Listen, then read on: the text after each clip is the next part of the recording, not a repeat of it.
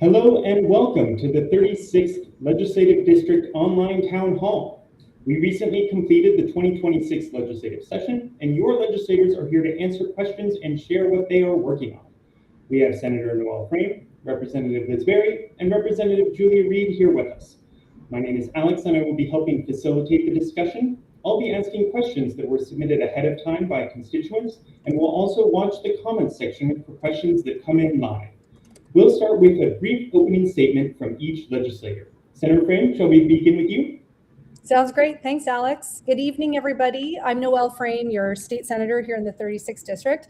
It has been my immense privilege to represent and serve the constituents of the 36th for over 10 years now, which is kind of surprising even me.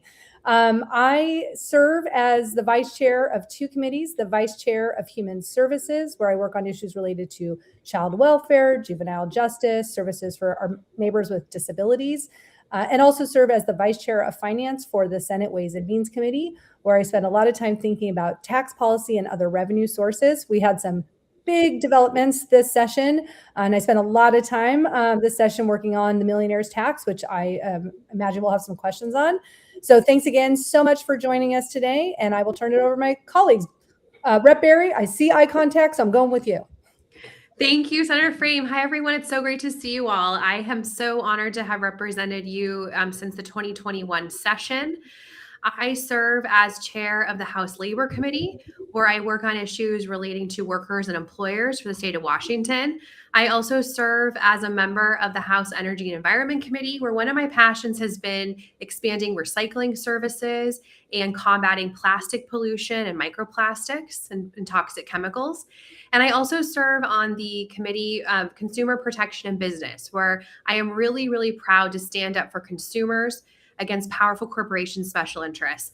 And one of the biggest bills I worked on this session was a bill to ban non-compete agreements in the state of Washington so that workers can freely choose where they want to work and not be prevented from doing so by their old employer. I am really looking forward to your questions today on everything and all things, and I'm going to pass it off to Rep. Reed.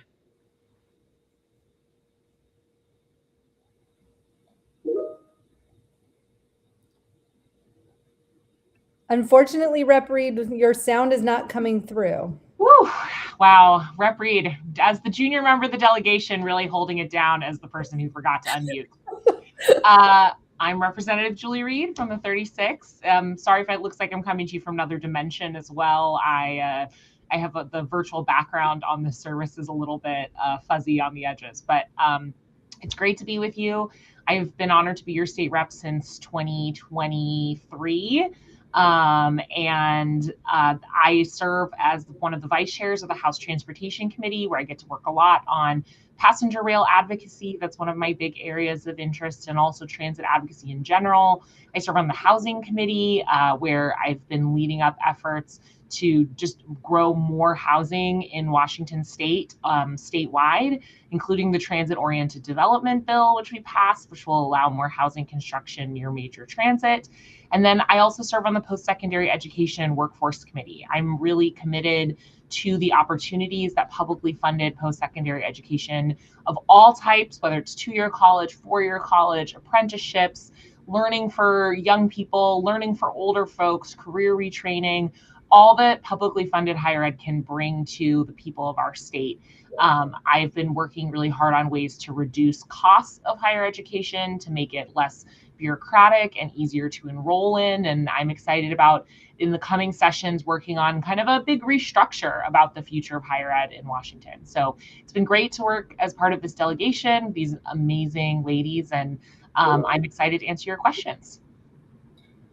Okay, we will begin the questions with one that was pre-submitted ahead of time from Melanie, who is curious about cell phones in schools, and specifically asked, why haven't you banned cell phones in schools? The time is long past for studying this issue. And Representative Berry, I think you wanted to speak to this one? I do. And Melanie, thank you so much for your question. I couldn't agree more with you. As the mom of 2 elementary school kids right now, I'm already getting asked about when are we going to get our cell phones. And I have been so alarmed by the studies that have shown that cell phone use and social media use in our kids is leading to more depression, more anxiety, more self-harm, especially for girls. I have been visiting schools all across the city and the district where the teachers, the principals, the students, the parents, they're all asking someone in charge to do something, have some kind of rule around cell phones in schools. And what's happening now is a patchwork system because our state hasn't passed any laws, and actually Seattle Public Schools hasn't put into place a policy, which is one of the reasons I've been frustrated. That's why this session, I voted against the bill to study this issue yet again, because I think that we actually need action around this issue. Blue states and red states have passed policies all over the country regulating cell phones in schools. And I thought there was a really reasonable proposal in Olympia, which just said that every district in the state had to have some kind of policy using the guidelines that OSPI has on their website. It didn't say what the policy had to be. It just said you had to have one. And we are very frustrated here in Seattle because we haven't seen action around that.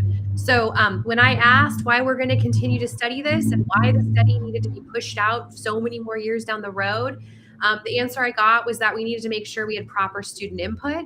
And with summer break coming up, there wouldn't be enough time to have the results ready by the 2027 session. That was, again, not acceptable to me. So that's why I voted against the bill, because I wanted to see us actually put action on this issue. I do have good news for you, though.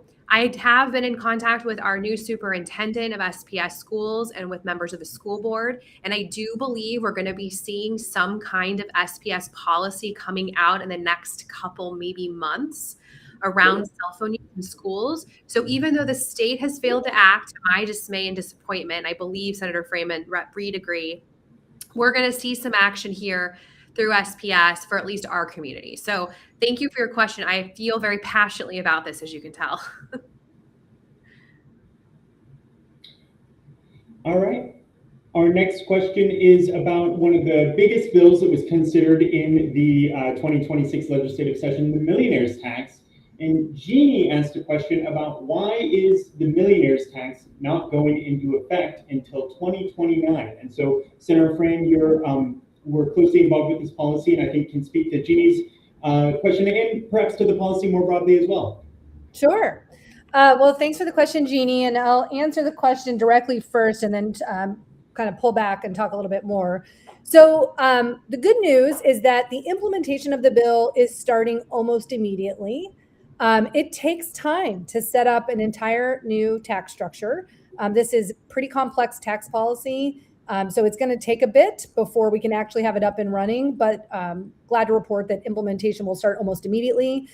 Frankly, we've already had a lawsuit filed against us. We expected that would happen. And in the bill, we said, despite lawsuits, despite ballot challenges, we are going to continue toward implementation, which is what we did with the capital gains tax, so that we are ready if we are upheld at the ballot and upheld in court.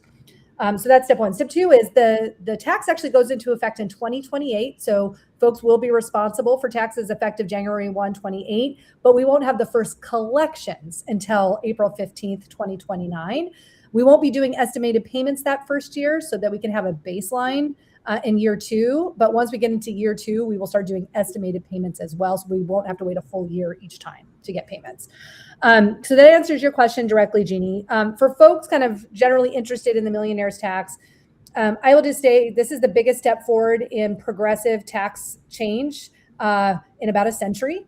The state of Washington has had, the most regressive tax code, and now most recently the second most regressive tax code in the country, second only to Florida, because we passed that capital gains tax and the working families tax credit. And the passage of the millionaire tax is that next big step. We are trying to rebalance the tax code to have our wealthiest neighbors pay what they owe in taxes. And we're trying to give working people a break. And we did do that in the bill as well. We expanded the working families tax credit again, just like we did in 2021. We expanded the small business tax credit again, just like we did in 2021. And we also made some changes to sales tax so that things at the grocery store, your food is already sales tax exempt, but we expanded it to include over-the-counter drugs, diapers, personal care products. So just about everything in your grocery cart should be sales tax free moving forward, with a few exceptions, really trying to strike at the heart of affordability and how our tax code contributes to that. So really proud of that work. I imagine we'll have other questions about it, but it's a big step forward. Thanks for the question, Jeannie. Okay, and our next question is a transportation one. And so we'll go to you, Representative Reed, to talk a little bit about Zachary's question. How can we ensure light rail is completed all the way to Ballard? Yeah, I think that's a great question, Zachary. Thanks for that. It's something that I think all of us in the 36 LD are really committed to. I know Senator Frame was able to go out to the rally about saving our trains, and it's something, you know, we all care about. We're spending a fair bit of time trying to engage the Sound Transit Board. I think one of the most important things we can do right now is really message to the board that it's not okay to just take Ballard off the plan permanently. We still have a lot of work to do. Sound Transit still has a lot of work to do to find cost-saving measures for these lines that could significantly impact what we can build now and in the future. And we still haven't exhausted all of the options that we can take for assistance through the legislature either. So there's a lot more work to be done, and Ballard should absolutely remain in the plan. Hopefully we can keep it on track, or at least as close to on time as possible. But there's a lot we can still explore. And what we don't want to do is to say like, well, things look bad now, so let's just cut Ballard off the plan and then we'll never think about it again. We know what happened. Like, the reason we're building trains now is because we didn't take an opportunity to do it when we had a chance 30, 40 years ago. And I really don't want to see that happen again to Ballard. So continuing to message everyone on the Sound Transit Board about how important Ballard is and keeping Ballard on the plan on time. And then we, your legislators, are working on the inside, trying to connect with board members and trying to make sure we're exercising just every opportunity. There's a real budget issue at Sound Transit, but also we're talking about long-range financial planning, and that means that some of it is based on projections that are going to change a lot. So we want to make sure Ballard stays in the plan. We continue to consider it. We're getting the building done. We're able to build out more of the light rail line in Snohomish County and Pierce County, and we think we can do that without pitting Seattle against the rest of the group. Okay, and our next one is from Miranda, who is concerned about funding for our local public schools and making sure that the state is contributing full funding to keep schools open. And this is obviously the state's paramount duty, so something that we'll all be able to speak to, but we'll start with you, Representative Berry. Thank you, Miranda, for your question. I am the parent, as I said in my first question, of 2 elementary public school students. Noelle also has a kiddo in kindergarten in the public schools. We care deeply about this issue, not only because it's personal, but because we know how important it is for the state's paramount duty to fully fund public education. I'm also the proud daughter of a special ed teacher and a former school board member in my community. So this was ingrained to me at birth, let me tell you. But I am really proud that in our difficult budget years that we've been experiencing over the past 2, 3, 4 years, we have doubled down on funding from the state for K through 12. Last year, we passed a budget with over $2 billion in new funding for K through 12 education. We removed the arbitrary cap on special education funding that school districts get from the state. We increased funding for this fund that's called MSOC, which is materials and school supplies and just inflationary items like paper and paper clips that go up, helping schools pay for that.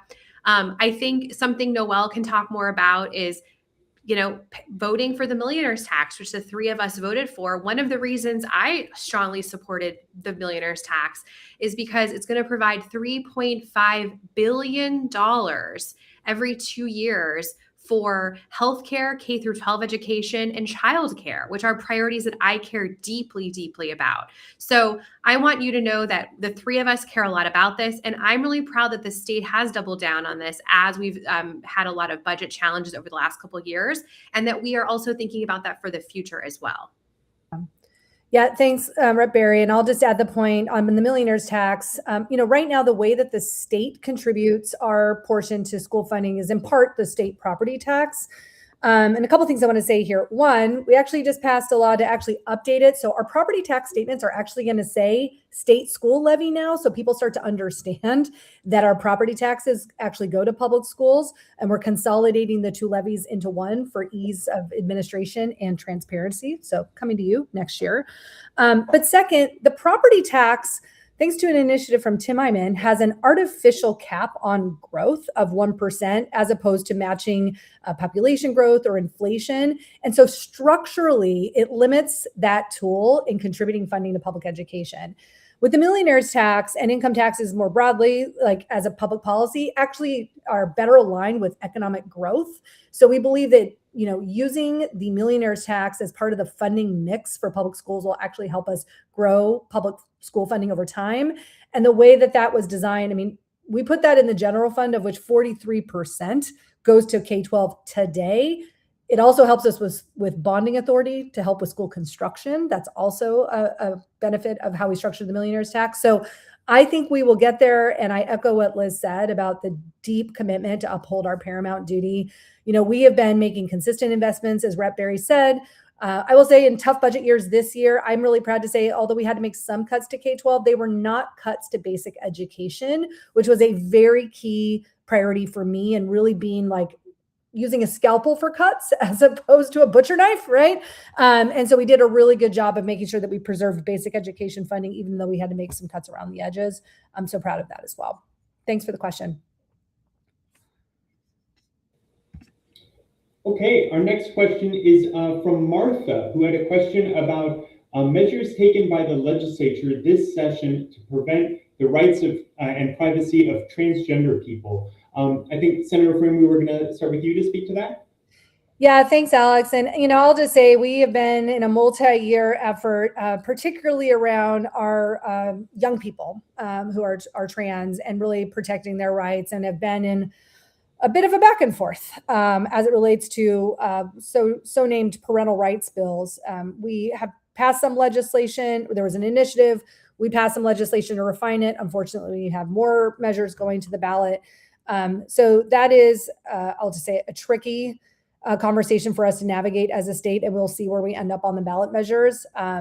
Because those are going directly to the ballot, whatever passes at the ballot cannot be modified by the state legislature for 2 years. That's a matter of fact.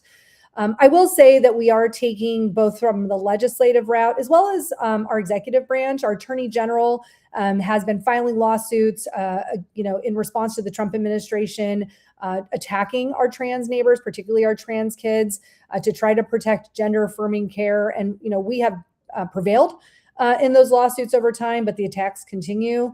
And we know that the Trump administration is engaging in scale surveillance on all sorts of fronts against our immigrant neighbors and against our trans neighbors as well. And one of the pieces of legislation that we passed this year, Senate Bill 6081, expands protections that we already had in place about disclosure of information on driver's licenses. And we expanded that to include gender identity information, so that, again, we can protect our trans neighbors. So we are trying to be both proactive and, unfortunately, reactive to the actions of the Trump administration, but doing the best we can in very trying times.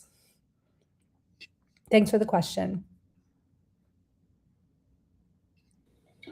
Okay, and we will move on to housing, one of the biggest issues before the legislature. Patrick wrote in saying, I'm a renter and I do not see a pathway to being able to afford buying a house in Seattle. We need more affordable housing, exclamation point. Representative Reed, would you like to speak to this one? Sure. I couldn't agree more, Patrick. And we've been working really hard in the legislature the past few years to pass a whole range of bills to try to build more housing and more affordable housing in Washington, and also to invest more in the Housing Trust Fund, which helps us build permanently affordable housing.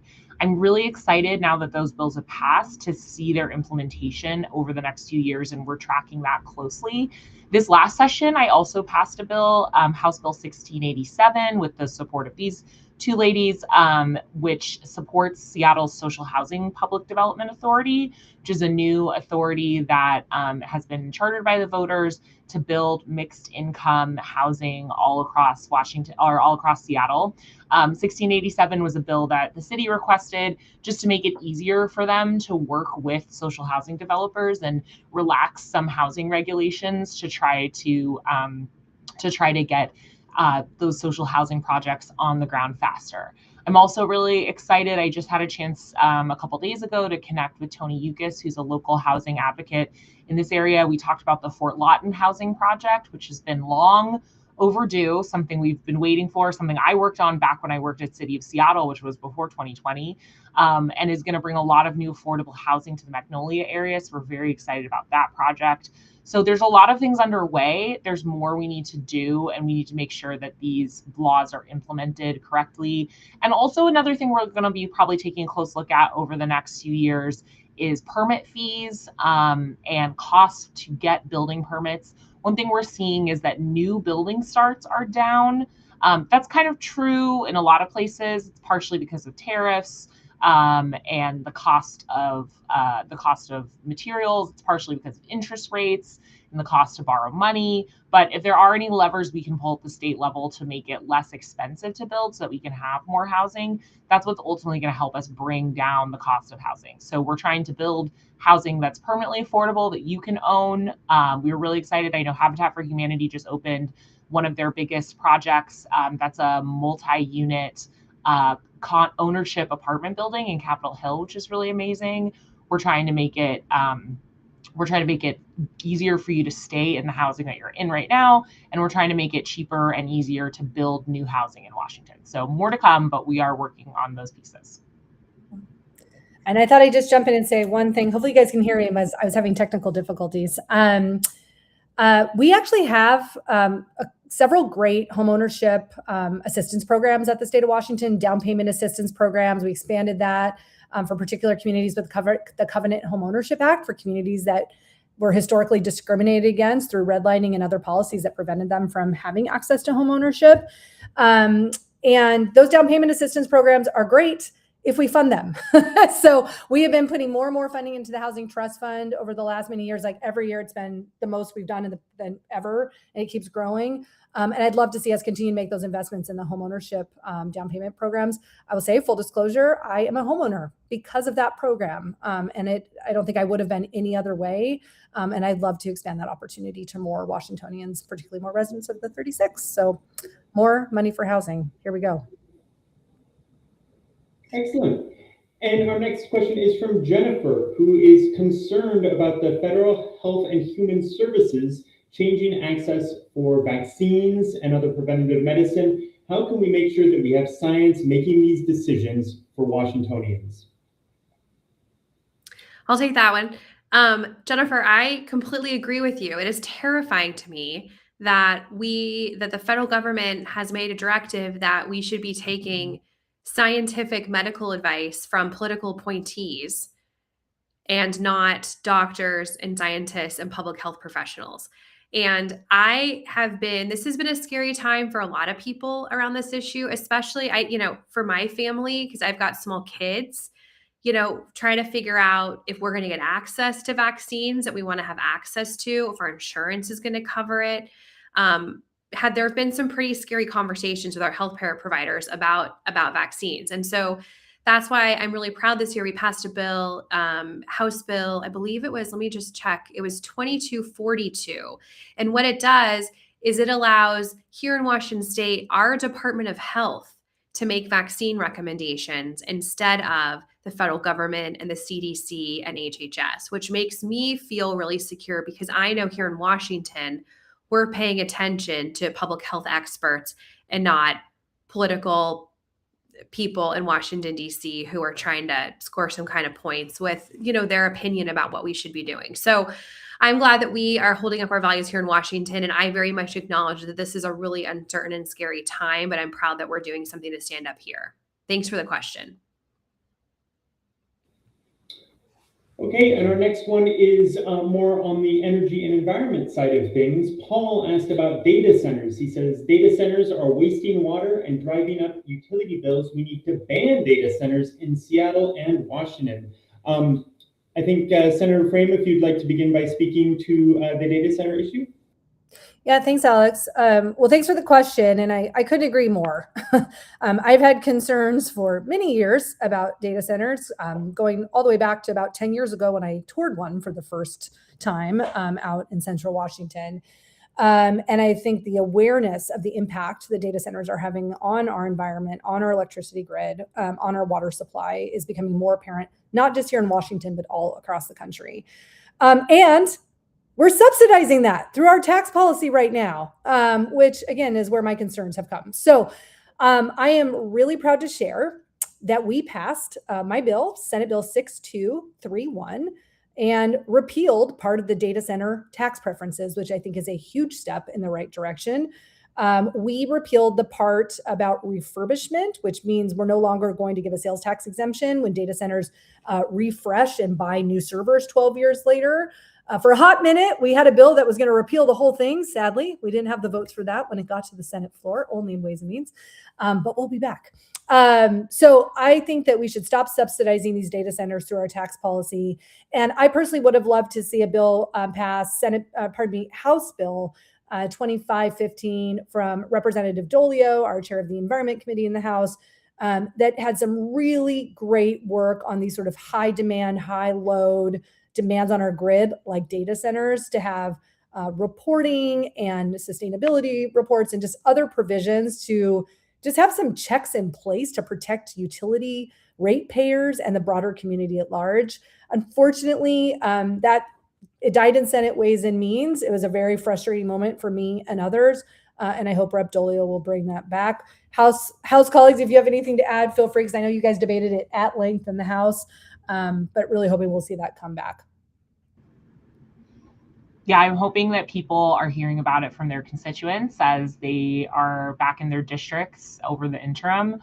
I think that that building that constituency and base is super important, and I think data centers, like any business, should pay their fair share and be properly regulated, and not be creating major environmental burdens that we, the utility ratepayers, are then having to pick up the tab for. So there's a lot of work still to be done. And of course, I think pro data center folks, or I shouldn't say necessarily just pro data center, because I wouldn't say we're anti, but people that support deregulation, there's a pretty well-paid lobbying contingent trying to push that point of view. And so we're trying to push back and stand up for our communities and just having common sense regulations like we do for any other type of business.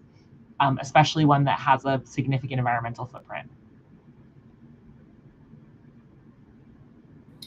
Okay, and another energy-related question about the rapidly rising cost of utilities and your electricity bill, and what is the state doing to address this? And that was from Tyler. If somebody would like to speak to that. Well, I think all of our work around data centers to make sure they're paying their fair share is definitely something we're going to continue to work on now into the future. But we also passed a bill this year, House Bill 1903, that will establish a statewide low energy assistance program to be administered by the Department of Commerce, so that utility companies will be required to have energy assistance program for their customers. Because I am telling you, this is starting at the beginning of this session, so starting in December into January, this was one of the top issues I started hearing about from all of you, was concerns about high utility costs.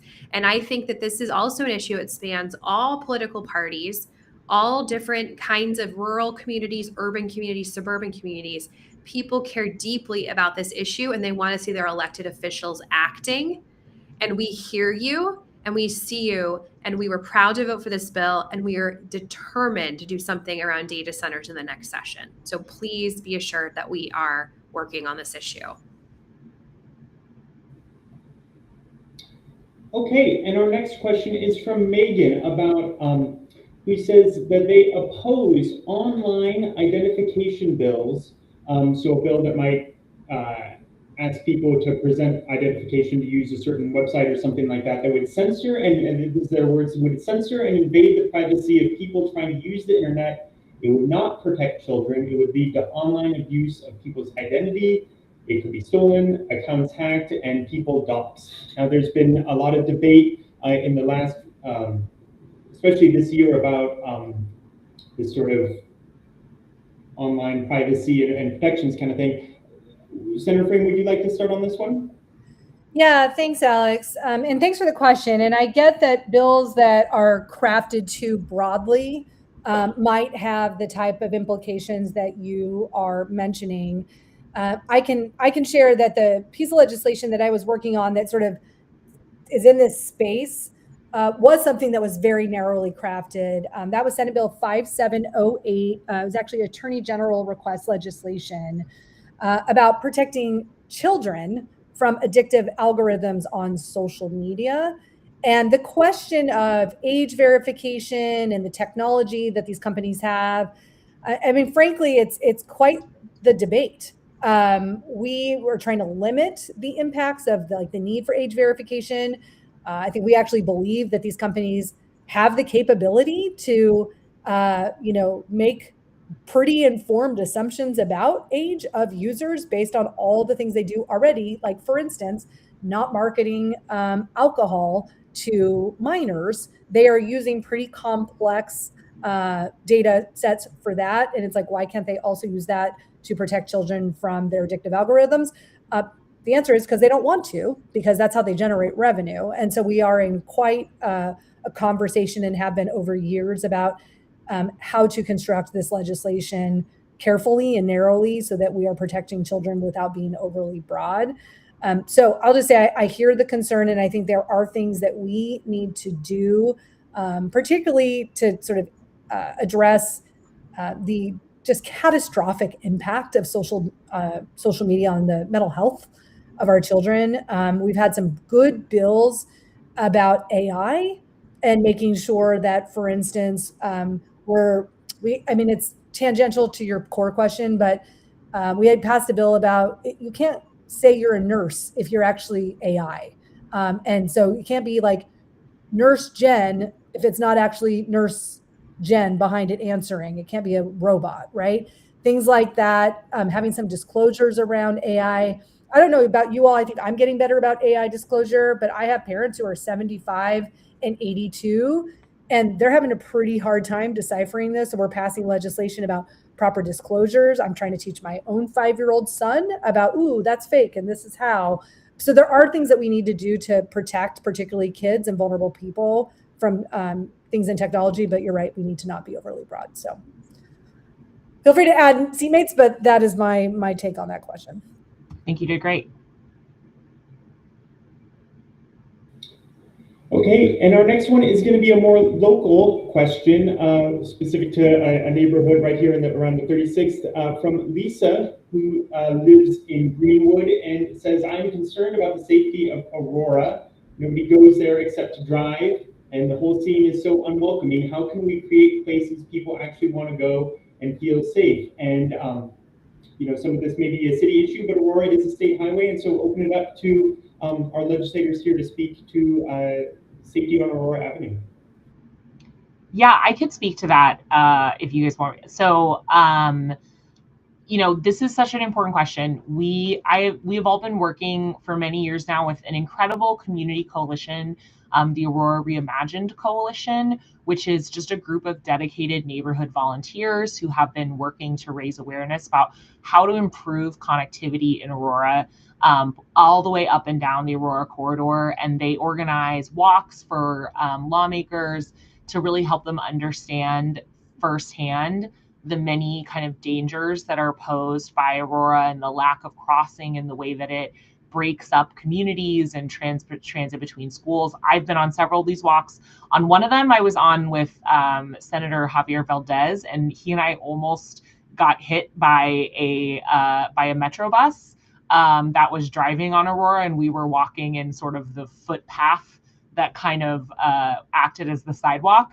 And man, that would have been a really bad news day for everybody. But I think really shows that the Aurora Reimagined Coalition is very effective, because nothing really drives home that experience like experiencing it yourself. And I know so many of our constituents do experience that every single day. And so I was recently on one of these walks. Mayor Wilson was on that walk as well. A number of other legislators were there. I know Liz and Noel have both been on them in previous meetings. And that was really great. It's going to take a partnership between the city and the state. There are things that the city can do, and Aurora Reimagined, I think, has a really good list of kind of low-hanging fruit options for creating better crosswalks and more safe crossing areas. There's a lot that the state can do in just ensuring that, Highway 99 is a state highway, but that doesn't mean that it's untouchable and it has to stay in exactly the same form that it's in right now.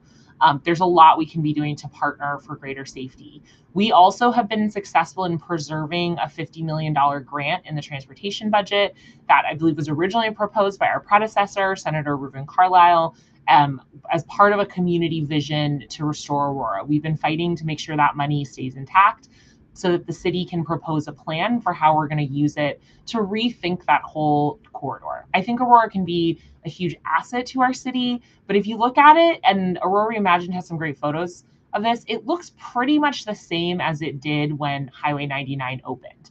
And our city has changed a lot.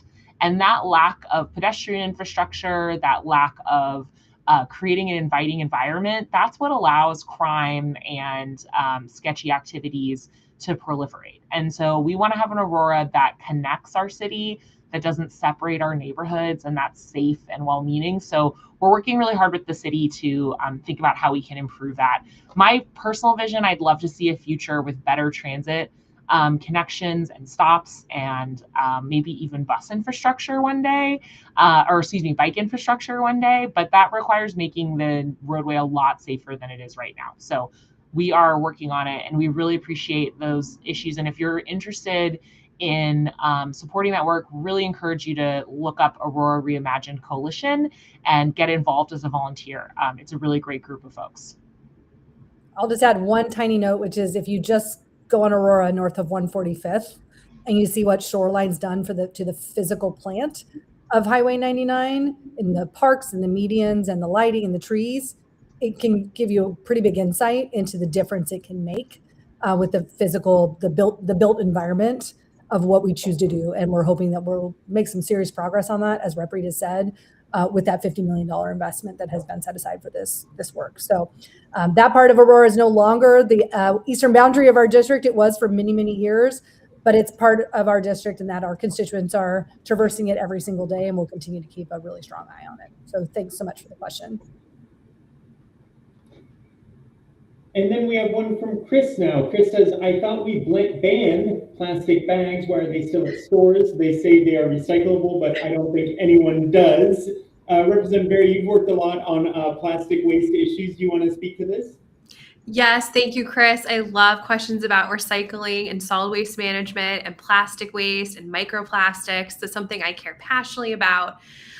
You are right. In 2021, we were one of the first states in the country to regulate plastic bans at grocery stores, for example, carryout bags.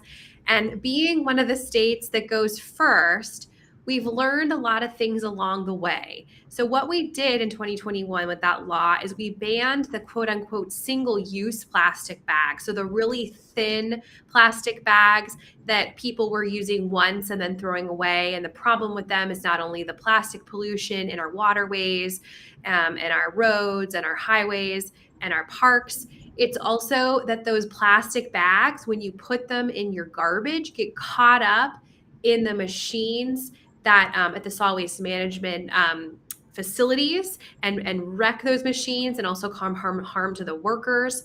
So what we did instead in 2021 is we said we can't use those really flimsy bags, but stores can give people for a fee, and now it's 12 cents a fee, the thicker plastic bags, thinking that people will reuse them.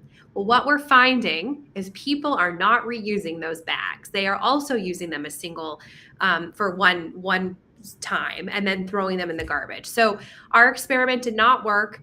And now we are moving towards a model that other states have adopted, like California, of just saying all together, you cannot have any plastic bags for sale at grocery stores, for example, but you can have paper bags and canvas bags for sale for people to reuse. And so that bill, so we had a bill this year that would have done that. It did not pass out of the House. And I honestly, there's a lot of opposition from retailers around this, and that was a very powerful voice to overcome this year. But I do think that we will be successful in sessions to come because people truly do understand that these plastic bags are not being used in the way they're intended to. And not only are they a nuisance in our homes, but they're causing an insane amount of litter, and we can do better knowing there are other alternatives. So thank you so much for that question. Okay, and now we have a question from Cassie, who's concerned about how the state is preparing for more funding cuts that could be coming from the Trump administration, whether that's in healthcare. There was a recent story about housing vouchers and higher education. From a budget perspective, would one of you like to speak to the federal funding potential for cuts from the Trump administration? I'll just say that. Oh no, sorry. I thought you were leaning in, Noelle. So I was having a hard time finding the mute button. The reverse problem of earlier, Julia. I believe in you. Okay, do you want me to go? Yeah, why don't you go? Okay. And then I'll jump on after you. Okay, great. So, I mean, the first thing I would say is financial independence from the federal government is mission critical, which is why it's so important that we do the work on our tax code as we did this session. In the earliest days and the earliest actions of the Trump administration, the states that were the most leveraged with federal dollars were the ones that were most susceptible to frankly, being coerced by the federal government. So us having, our revenue structure in place and thinking that through is important. And I will say, and I was having, frankly, a conversation with an Oregon legislator just a couple of days ago about this, as the federal government continues to eliminate full agencies and minimize what they're doing, they are quite literally shifting the responsibility of services to state governments. And so state governments are really having to think this through. Best example that I can give is healthcare. We were one of the states who, more than most states in the country, really took advantage of the Affordable Care Act to reduce how much of our population was uninsured. We had one of the lowest uninsured rates in the country, and the Medicaid cuts resulted in coverage losses for 400,000 Washingtonians. That's what we're looking at. So, for instance, we had a piece kind of connecting the dots with that in revenue. We had a piece of legislation this year that unfortunately did not pass, but I'd like to see come back, that basically said if you are an employer and you do not offer health insurance or offer such a terrible plan that your employees don't want to take advantage of it, or you just structure your business in a way that the state is basically subsidizing your employees with Medicaid, we're going to charge you a fee so that you contribute to the cost of that. And we have a pretty good plan with Medicaid. I can tell you as a small business owner, the price per person, per member per month for what we get compared to the private market, it's pretty good for the quality of the plan that it is. And these large corporations that are shirking their responsibility to their employees should pay into that. That's the kind of stuff that we're having to think about now because the federal government is abdicating its responsibility to provide for healthcare for the American people. So those are just a couple of examples, and we're going to have to continue to be creative. I mean, we have stepped up funding and investment in food banks because of the cuts to the SNAP benefits from the federal government. Frankly, I think it's a big part of why funding school meals and the millionaire's tax. We are now going to have universal school meals for school children, breakfast and lunch. I think people are thinking a lot about affordability with the cut of food benefits. So we are sadly having to respond in real time to many of these things, but we're being thoughtful and creative about how we can be economically independent from the federal government in many respects because of the decisions that they're making right now. Thanks for the question. Wish it wasn't necessary, but thanks for asking. Great job. I'll just add that one of the things that's important in this time too is we're really trying to think about what are the most essential services that we provide as a state and how do we put ourselves in the best financial position to ensure those continue to people without interruption. So Senator Frame just named a whole bunch of them. They're really important. And sometimes that means we won't be able to get as much funding for things like one-off projects in the district that maybe we used to get funded. We'll still ask, we'll still try, But we're trying to exercise some more just fiscal responsibility as your reps to make sure that we have the money available for the things that we might have to pay for from that the federal government used to cover, which means we don't have as much flexible funds always available for some of the one-off things we want to do. So that's just something you can kind of expect as we're going through, but still ask us and we'll do our best to fight for everything we can for the district. And Julia, I just want to put a fine point on what you just said. I know we got a question somewhere in the chat about like, why should you guys be trusted with more money? And I'm just going to say, like, our constituents believe in the services that we are paying for. They want us to make investments in childcare access. They want us to invest in healthcare. They want us to invest in our public schools. In fact, they demand it. And I agree that not everybody sees eye to eye about the size and scope of government, but for who we represent in the 36th and who the majority of our, legislature represents, this is the expectation that we have from our constituents, and we are making those investments. People want to see us invest in affordable housing, et cetera. So people can disagree about the size and scope of government, but for what our constituents are asking us, we are making those investments, and we believe in the ones that we're making. Thank you. And our next one is for Representative Berry about a bill that you sponsored. This was a live question we got in about what is being done to keep elected officials safe from harassment. Bill you sponsored, HB 2333, failed.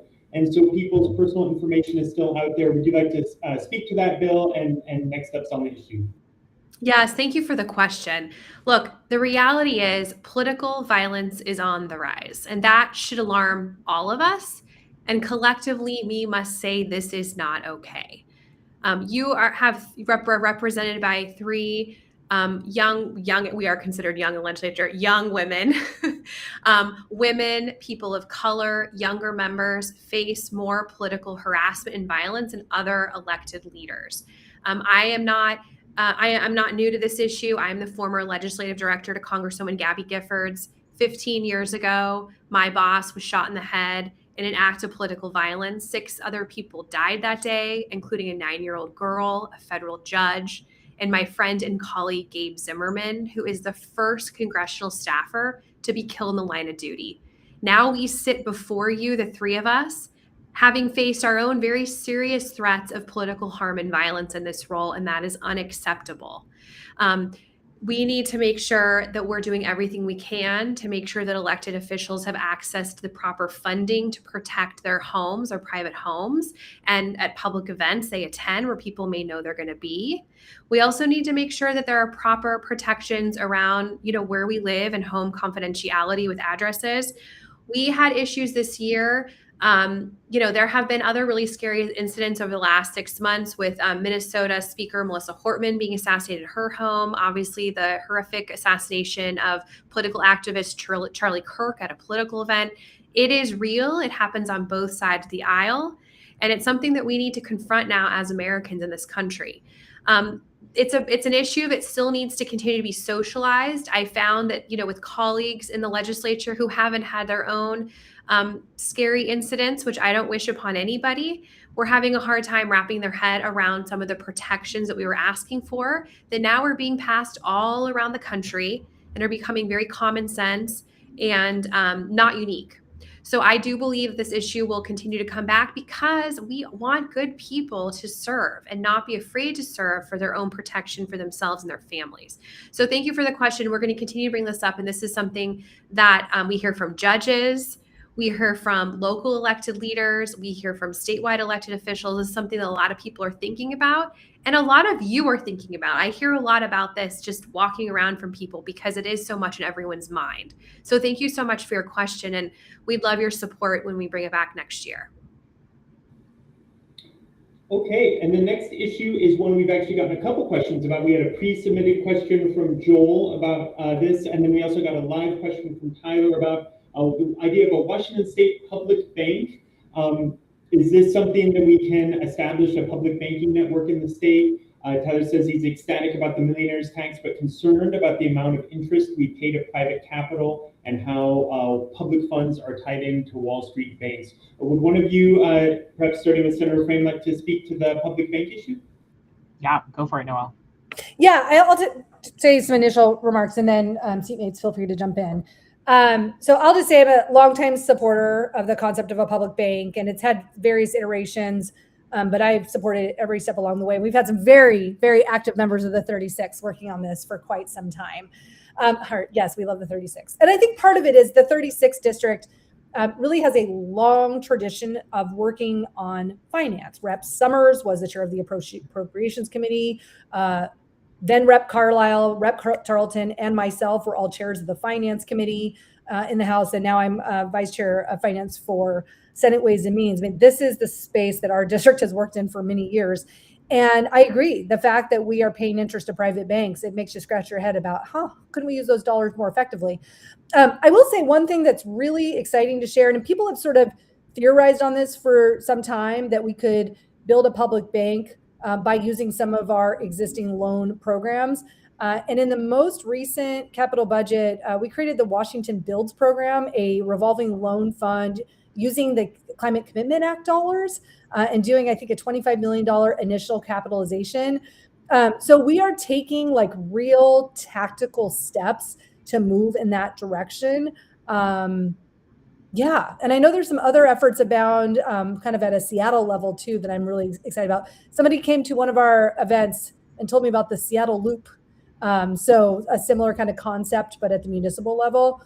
So I think these are all really exciting ideas and we should keep working on them. Liz, Julia, anything you'd want to add? I think you summed it up so nicely. Go State Bank. Our next question is one about state pensions, and Anne asked about what will legislators do to overcome the injustice of older state pensioners struggling with inflation and cost of living increases. There's something in the budget. I don't know which member might prefer to start with this one. Yeah, go ahead, Julie, if you know. I was trying to check where we ended up. Yeah, I can speak to it quickly. So, I mean, Noelle probably knows the budget a little better than I do, but we were able to pass a temporary COLA increase for the PERS ones. That's the oldest retirement plan recipients. A lot of those folks in that plan are women, are elderly women who were teachers who were not paid as much as their male colleagues when they were teaching and are now kind of the last remaining state retirees. So as the daughter of teachers, it's very important to me. I meet with the PERS One Coalition several times in the course of the year. I know you all do as well. We were not able to meet their main goal, which is to get an automatic COLA built into the process every year. And that was because it was explained to me because of budgeting challenges and just the complexity of the state budget and a lot of uncertainty coming up. So we've made some progress, but we got to keep working on it. It's something that I care a lot about. I meet with these women, and it is mostly women, and you know, they've really served our state well. They were great teachers and they're retired and they deserve to have security in their retirement. And I don't like that they have to come back to the legislature every year to ask for us to do the COLA increase when we could do it automatically. But it does take, it is a fiscal challenge. And so it is going to take some budget work in the future. So something we are working on. And it's urgent because a lot of these folks, again, they're older. They don't necessarily have the privilege of waiting a decade to for us to fix this problem. So I just want to say, anyone from PERS One Advocacy who's listening, we hear you. Thank you for coming and holding us accountable, and we will keep working on it.